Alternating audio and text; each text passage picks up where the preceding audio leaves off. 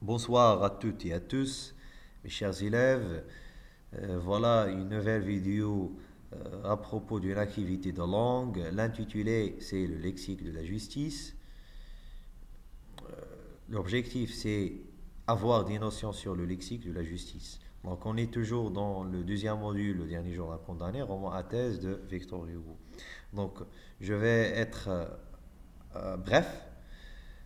Donc, cette vidéo vient juste voilà, se consacrera comme une suite de l'exercice que je vous ai déjà donné l'autre jour. Il sera maintenant cette vidéo comme une correction de cet exercice.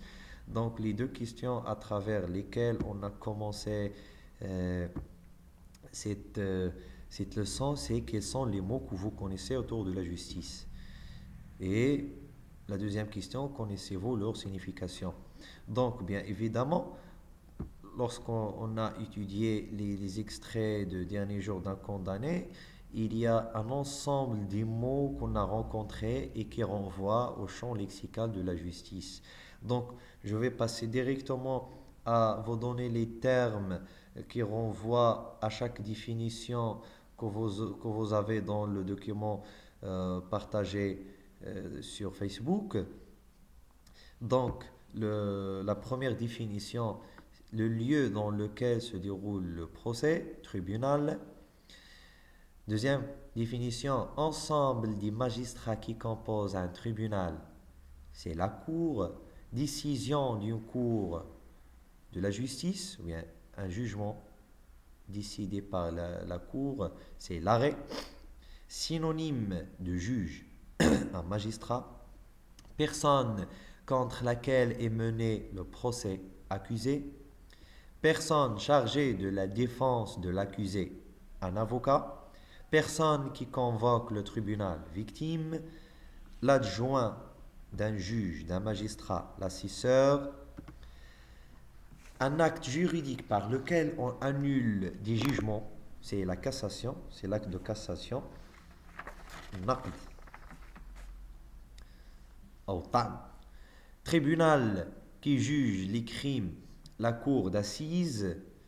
Fonctionnaire qui enregistre les plaintes, transcrit les jugements, prend en note l'ensemble du procès, etc.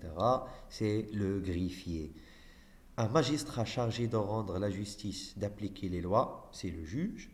Groupe de citoyens appelés à participer occasionnellement à l'exercice de la justice, c'est le jury. Citoyen désigné par tirage au sort pour faire partie d'un jury de la cour, c'est un juré. Personne qui vient de témoigner pour faire avancer le procès s'appelle un témoin. Excuse-moi. Promettre de ne pas mentir au tribunal, prêter, c'est-à-dire donner un serment. Un serment, c'est le fait de dire la vérité, tout simplement. Bien, promettre de ne pas mentir. On donne, on tenait notre promesse devant le juge pour ne pas mentir. Voilà, c'est un serment. Qasam. Édifice où siègent les cours et tribunaux, le palais de la justice, personne chargée de faire appliquer une décision de justice, un huissier, synonyme d'emprisonné, écroué. Voilà, le condamné a été écroué à la conciergerie, hein, écroué. Voilà, crime commis avec l'intention de le commettre avant le moment où il est perpétré, une préméditation. Pour toute la vie ou bien durer sans interruption, un prisonnier à vie, perpétuité à vie. Voilà. Jugement rendu par un tribunal, la sentence, conflit soumis par les parties à une cour de la justice, procès, pardon, acte dressé par une autorité compétente et qui constate un fait entraînant des conséquences juridiques, le procès verbal. Tribunal en charge des délits, tribunal correctionnel. Personne chargée de l'accusation, procureur. magistrat chargé de représenter le ministre public près de la cour, le procureur général. Déclaration d'un témoin, déposition. Donc, déposition ici, c'est ce dont un témoin dépose, ce qu'il affirme par devant le juge qu'elle entend. Donc, c'est une déposition. Remise entière ou partielle d'une peine, la grâce.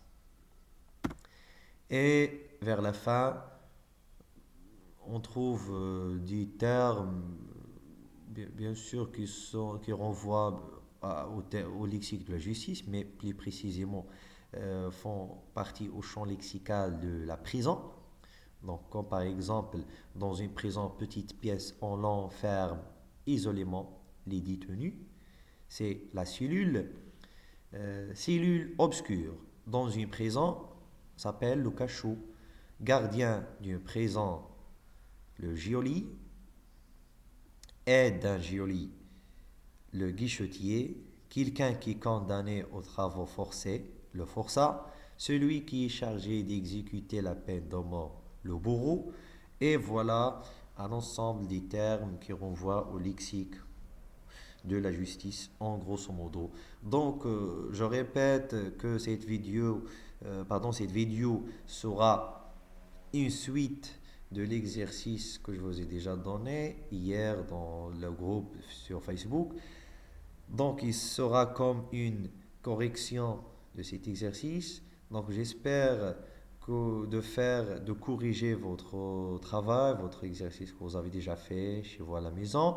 Et on se retrouve dans une autre vidéo. Et merci pour votre attention. À très bientôt.